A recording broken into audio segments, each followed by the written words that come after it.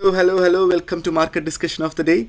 Today, December 2nd, 2024, Monday ആണ്. Okay, so നമുക്ക് എല്ലാ ദിവസവും സ്റ്റാർട്ട് ചെയ്യുന്നത് പോലെ ഫണ്ടമെൻ്റൽസിൽ നിന്ന് സ്റ്റാർട്ട് ചെയ്യാന്നുള്ളതാണ്. ഫണ്ടമെൻ്റൽ സൈഡിലോട്ട് നമ്മൾ വരുമ്പോൾ നമുക്ക് ആദ്യമായിട്ട് നമ്മൾ ഈ ആഴ്ച ഒരു ഫണ്ടമെൻ്റൽ വീക്കാണ്. കാരണം ഈ വെള്ളിയാഴ്ച നമുക്ക് നോൺ ഫാം പേറോള് ഉണ്ട് എന്നുള്ളതാണ്. ഓക്കെ, സോ നമുക്ക് മൺഡേ ഇന്നത്തെ ദിവസം നമ്മൾ നോക്കുകയാണെങ്കിൽ ഇന്ന് വളരെ ഇമ്പോർട്ടൻ്റ് ആയിട്ടുള്ള ന്യൂസുകളൊന്നുമില്ല.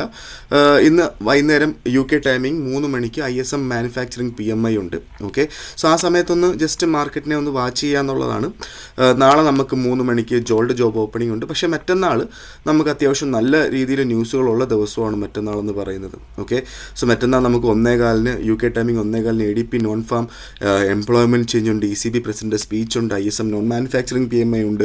ഓക്കെ, ക്രൂഡ് ഓയിൽ എക്സ്ചേഞ്ച് ഉണ്ട്, അതേപോലെ ECB പ്രസിഡന്റ് ലഗാർഡിൻ്റെ സ്പീച്ച് ഉണ്ട്, ഫെഡ് ചെയർ പവലിൻ്റെ സ്പീച്ച് ഉണ്ട്. ഇതിനകത്ത് പവലിൻ്റെ സ്പീച്ച് നമ്മൾ വളരെ ഇമ്പോർട്ടൻ്റ് ആയിട്ട് നോക്കേണ്ട ഒരു കാര്യമാണ്. കാരണം എന്താ വെച്ചാൽ പവലിൻ്റെയും ഡൊണാൾഡ് ട്രംപിൻ്റെയും എന്താ പറയുക കാഴ്ചപ്പാടുകളിൽ ഒരുപാട് വ്യത്യാസമുണ്ട്. അപ്പോൾ അതുകൊണ്ടിട്ട് തന്നെ നമ്മളത് എന്താ പറയുക, നമ്മൾ ആ ഒരു സമയത്ത് മാർക്കറ്റിൽ നിന്ന് മാറി നിൽക്കുന്നതായിരിക്കും ബെറ്റർ. കാരണം ഇന്ത്യൻ ടൈമൊക്കെ നോക്കുകയാണെങ്കിൽ 12 മണിക്ക് ശേഷമാണ് ഈ സ്പീച്ച് വരുന്നത്. അപ്പോൾ അത്രയും നേരം നമുക്ക് ട്രേഡ് ചെയ്ത് ഒരു 2-3 മണിക്കൂർ മുന്നേ നമുക്ക് മാറി പൊസിഷൻസ് എല്ലാം ക്ലോസ് ചെയ്ത് കഴിഞ്ഞാൽ ബെറ്റർ ആയിരിക്കും. ഓക്കെ, പക്ഷേ വെള്ളിയാഴ്ചയിലോട്ട് വരുമ്പം വെള്ളിയാഴ്ച നമ്മൾ കംപ്ലീറ്റ് ആയിട്ട് മാറി നിൽക്കണം എന്നുള്ളതാണ്. കാരണം നോൺ ഫാം പേറോൾ ഏറ്റവും ഇമ്പോർട്ടൻ്റ് ആയിട്ടുള്ള നോൺ ഫാം പേറോൾ ഡേ ആണ്.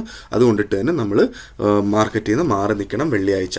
ഓക്കെ, സോ നമ്മൾ ടെക്നിക്കൽ സൈഡിലോട്ട് നമ്മൾ വരികയാണെന്നുണ്ടെങ്കിൽ ഇന്നത്തെ ദിവസം എനിക്ക് പറയാനുള്ള എന്തുവരെ നമുക്ക് മാർക്കറ്റ് അങ്ങോട്ടും ഇങ്ങോട്ടും പോകുന്നതല്ല, നമുക്കൊരു ഐഡിയ കിട്ടാത്ത മാർക്കറ്റാണ്. ഏത് ദിശയിലോട്ടാണ് പോകുന്നത്, അപ്പ് ട്രെൻഡാണോ ഡൗൺ ട്രെൻഡാണോ ഒന്നും നമുക്കറിയില്ല. നമ്മൾ വൈകുന്നേരം എന്താ പറയുക, നമ്മുടെ US മാർക്കറ്റ് മാത്രം ഓപ്പൺ ആയിരിക്കുന്ന സമയം, അതായത് UK ടൈമിംഗ് 3 മണിക്ക് ശേഷമുള്ള ക്യാൻഡിൽസൊക്കെ നോക്കിയതിന് ശേഷം മാത്രമേ നമുക്ക് ഒരു തീരുമാനത്തിലോട്ട് വരാൻ പറ്റത്തുള്ളൂ എന്നുള്ളതാണ്. Okay, so first of all നമ്മൾ USD JPYയിലോട്ട് വരുമ്പോൾ JPY ഇന്നത്തെ ദിവസം മിക്ക ക്യാൻഡിൽസും തുറന്നിട്ടുള്ളത് 150-ൻ്റെ മുകളിലാണ്. കഴിഞ്ഞ ആഴ്ച 150-ൻ്റെ താഴെ പോയതായിരുന്നു. ഓക്കെ, സോ ഇന്നത്തെ ദിവസം ഇന്ന് നമുക്ക് ഏഷ്യ ഓപ്പൺ ആയപ്പോഴും 150-ൻ്റെ മുകളിലാണ്. അതേപോലെ നമുക്ക് യൂറോപ്പ് ഓപ്പണായ സമയത്തും 150-ൻ്റെ മുകളിലായിരുന്നു. ഏഷ്യ ക്ലോസ് ആയി ഈ ക്യാൻഡിലും 150-ൻ്റെ മുകളിലാണ്. അപ്പം നമുക്കിപ്പോൾ ഒരു തീരുമാനം എടുക്കാൻ പറ്റുമെന്ന് ചോദിച്ചാൽ സത്യം പറഞ്ഞു കഴിഞ്ഞാൽ പറ്റില്ല. കാരണം കഴിഞ്ഞ ആഴ്ച നമുക്കൊരു ഡൗൺ ട്രെൻഡ് കാണിച്ച മാർക്കറ്റാണ് അല്ലേ. അപ്പോൾ ഇനി നമുക്ക് 152-ൻ്റെ താഴെയായിട്ട് നമുക്ക് 2 മാർക്കറ്റ് കണ്ടീഷനിൽ കിട്ടിക്കഴിഞ്ഞാൽ അവിടുന്ന് സെല്ല് ചെയ്തുകൊണ്ട് സ്റ്റാർട്ട് ചെയ്യാമെന്നല്ലാതെ നമുക്കൊരു ബൈയിങ് സൈഡിലോട്ട് നമുക്ക് നിൽക്കാറായിട്ടില്ല. കാരണം നമുക്കൊന്ന് വെയിറ്റ് ചെയ്യുക. നാളെ നമുക്ക് 152-നൊക്കെ അടുത്ത് കിട്ടുകയാണെന്നുണ്ടെങ്കിൽ ഉറപ്പായിട്ട് നമുക്ക് അവിടുന്ന് സെല്ല് ചെയ്തുകൊണ്ട് സ്റ്റാർട്ട് ചെയ്യാം എന്നുള്ളതാണ് JPYയിൽ എനിക്ക് പറയാനുള്ളത്. ഇന്നത്തെ അല്ല, നാളത്തെ ഒരു ഓപ്പർച്യൂണിറ്റിയെ കുറിച്ചാണ് ഞാൻ JPYയിൽ പറഞ്ഞത്. ഓക്കെ, സോ നേരെ നമ്മൾ യൂറോയിൽ നോക്കുകയാണെങ്കിൽ യൂറോ ഇന്ന് ഒരു ഡൗൺ ട്രെൻഡ് ആയിരുന്നു കാണിച്ചത്. ഇന്ന് എന്താ പറയുക, മാർക്കറ്റ്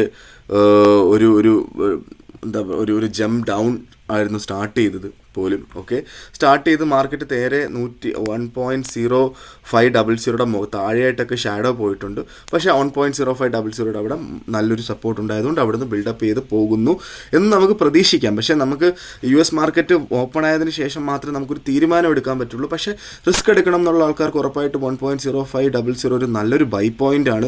വേണമെങ്കിൽ ഇവിടുന്ന് നമുക്ക് ബൈ ചെയ്തുകൊണ്ട് സ്റ്റാർട്ട് ചെയ്യാം. ഓക്കെ, പേഴ്സണലി ഞാൻ യൂറോയിൽ ഇന്ന് ട്രേഡ് ചെയ്യുന്നില്ല. കാരണം യൂറോ ഭയങ്കര അൺസർട്ടനിറ്റി ആയിട്ട് നിൽക്കുന്ന ഒരു സിറ്റുവേഷനാണ്. ഓക്കെ, 1.0450 താഴെയായിട്ട് നമുക്ക് സ്റ്റോപ്പ് ലോസ് ഇടണം എന്നുള്ളതാണ് യൂറോയിൽ ഏറ്റവും ഇമ്പോർട്ടൻ്റ് ആയിട്ട് ചെയ്യേണ്ട കാര്യമാണ് കേട്ടോ, സ്റ്റോപ്പ് ലോസ് യൂറോയിൽ. കാരണം അത്രയും അൺസർട്ടൺ ആയിട്ട് നിൽക്കുന്നൊരു എന്താ പറയുക ഒരു പെയറാണ് യൂറോ USD എന്ന് പറയുന്നത്. ഓക്കെ, സോ നമ്മൾ നേരെ GBPയിലോട്ട് പോകുമ്പം GBP ഇപ്പോൾ ട്രേഡ് ചെയ്യുന്നത് അറൗണ്ട് 1.2700 ആണ്. ഇന്ന് മാർക്കറ്റ് പലവട്ടം 1.2700 ബ്രേക്ക് ചെയ്ത് താഴോട്ട് വന്നിട്ടുണ്ടായിരുന്നു. ഓക്കെ, സോ ബിക്കോസ് നമ്മുടെ ഈ യൂറോപ്പൊക്കെ ഓപ്പൺ ആയ സമയത്ത് 1.2700 താഴെയായിട്ടായിരുന്നു ഓപ്പൺ ആയത്. ഓക്കെ, സോ ഇപ്പം ഏഷ്യ ക്ലോസ് ആയതും 1.2700 മുകളിലാണ്, താഴെയായിട്ടാണ്. അപ്പോൾ നമ്മൾ ഇതുവരെ തീരുമാനം എടുക്കാറായിട്ടില്ല. ഇനിയും നമുക്ക് ഇന്നത്തെ ദിവസം 1.2600 കിട്ടുകയാണെങ്കിൽ നമുക്കൊന്നും നോക്കണം, നമുക്ക് അവിടെ നിന്ന് എടുത്തു തുടങ്ങാം. നമുക്ക് അവിടെ നിന്ന് ചെറിയ ഒരു ലോട്ട് കച്ചവടം ചെയ്യുന്ന ആൾക്കാരാണെങ്കിൽ നമുക്കൊരു 0.3 ലോട്ട് വരെ നമുക്ക് ബൈ ചെയ്ത് തുടങ്ങാം എന്നുള്ളതാണ് നമുക്ക് GBPയിൽ. ഓക്കെ, അല്ലെങ്കിൽ നമ്മളൊന്ന് വെയിറ്റ് ചെയ്യുക, ഇന്നത്തെ ദിവസം ഒന്ന് കഴിയട്ടെ. നമുക്ക് യൂറോപ്പ് മാർക്കറ്റ് ഓപ്പണായി US മാത്രമായിട്ട് വർക്ക് ചെയ്യുന്ന സമയത്ത് മാർക്കറ്റിൻ്റെ ട്രെൻഡ് എന്താണെന്ന് നോക്കിയിട്ട് നമുക്ക് തീരുമാനിക്കുന്നതായിരിക്കും കുറച്ചുകൂടെ ബെറ്റർ. ഓക്കെ, നമ്മൾ നേരെ നമ്മളുടെ ഫേവറേറ്റ് ഗോൾഡിലോട്ട് വരുമ്പോൾ ഗോൾഡിലും ഇതേ അവസ്ഥ തന്നെയാണ്. നമുക്ക് ഒരു തീരുമാനം എടുക്കാൻ പറ്റാത്ത അവസ്ഥയിൽ നിൽക്കുകയാണ് ഗോൾഡ്. ഓക്കെ. സോ ഇന്നത്തെ ദിവസം നമുക്ക് ഗോൾഡ് സ്റ്റാർട്ട് ചെയ്തത് തന്നെ താഴെയായിട്ടായിരുന്നു നമുക്ക് സ്റ്റാർട്ട് ചെയ്തത്. ഓക്കെ. സോ ഗോൾഡിലോട്ട് വരുമ്പോൾ ഗോൾഡിൽ ക്യാൻഡിൽ ഒറ്റയടിക്ക് താഴോട്ട് പോകുന്ന ഒരു കാഴ്ചയാണ് നമ്മൾ കണ്ടത്. അപ്പം മാർക്കറ്റ് 2650 ഓപ്പണായി 2-3 ക്യാൻഡിൽ കൊണ്ടിട്ട് തന്നെ 2630 താഴെ ബ്രേക്ക് ചെയ്ത് എപ്പോഴും നമ്മൾ പറയാറില്ല 2622 എന്ന് പറയുന്ന ഒരു സപ്പോർട്ട് അവിടെ സപ്പോർട്ടായിട്ട് ആക്ട് ചെയ്ത് അവിടുന്ന് മാർക്കറ്റ് റീബിൽഡ് ചെയ്യുന്ന ഒരു സിറ്റുവേഷനാണ് നമ്മളിപ്പോൾ കണ്ടുകൊണ്ടിരിക്കുന്നത്. പക്ഷേ ഇതേവരെ ഒരു തീരുമാനം നമുക്ക് എടുക്കാറായിട്ടില്ല. ഓക്കെ. കാരണം US മാർക്കറ്റ് ഓപ്പൺ ആയതിനു ശേഷം മാത്രമേ നമുക്ക് ഒരു ബൈ ചെയ്യണോ സെല്ല് ചെയ്യണം എന്നുള്ളൊരു കാര്യം നോക്കാൻ പറ്റത്തുള്ളൂ എന്നുള്ളതാണ്. കാരണം കഴിഞ്ഞ മാർക്കറ്റ്, അതായത് യൂറോപ്പ് ഓപ്പണായ മാർക്കറ്റ് 2623 സ്റ്റാർട്ട് ചെയ്തത്. അതുകൊണ്ടിട്ട് തന്നെ നമുക്കൊരു തീരുമാനം എടുക്കാൻ പറ്റില്ല. പക്ഷേ എന്നാലും നിങ്ങൾക്ക് റിസ്ക് എടുക്കണം എന്നുള്ള ആൾക്കാർക്ക് 2632-31 റേഞ്ചിൽ എടുത്തിട്ട് 2622 താഴെ, അത് നിങ്ങളുടെ കോമൺ സെൻസ് ആണ്. 22 ഞാനാണെങ്കിൽ 2618 വെക്കും. നിങ്ങളുടെ ക്യാപിറ്റൽ അനുസരിച്ചിട്ട് വേണം. $14 നിങ്ങൾ താഴെ വെക്കുന്നത്. ഓക്കെ. സോ അത് ആ ഒരു റിസ്ക് നിങ്ങൾ കാൽക്കുലേറ്റ് ചെയ്തിട്ട് വേണം നിങ്ങളത് ചെയ്യാനായിട്ട്. ഉറപ്പായിട്ട് നമുക്കിതിൻ്റെ മുകളിലോട്ട് പോവുകയാണെങ്കിൽ അതിൻ്റെ ഇരട്ടി നമുക്ക് 1:2 റേഷ്യോയിൽ നമുക്ക് പ്രോഫിറ്റ് കിട്ടും. 2630 നമുക്ക് പ്രോഫിറ്റ് എടുക്കാം. അല്ലെങ്കിൽ ഹോൾഡ് ചെയ്ത് കഴിഞ്ഞാൽ 2675 വരെ വേണമെങ്കിൽ നമുക്ക് ഹോൾഡ് ചെയ്ത് പ്രോഫിറ്റ് എടുക്കാൻ പറ്റുന്നൊരു ഓപ്പർച്യൂണിറ്റി ആയതുകൊണ്ട് വേണമെങ്കിൽ നിങ്ങൾക്ക് റിസ്ക് എടുക്കാം. പക്ഷേ എന്നാലും ഈ ആഴ്ചത്തെ ട്രെൻഡ് എന്താണെന്ന് നമുക്ക് ഇതേവരെ മനസ്സിലായിട്ടില്ല എന്നുള്ളതൊരു സത്യമാണ്. ഓക്കെ.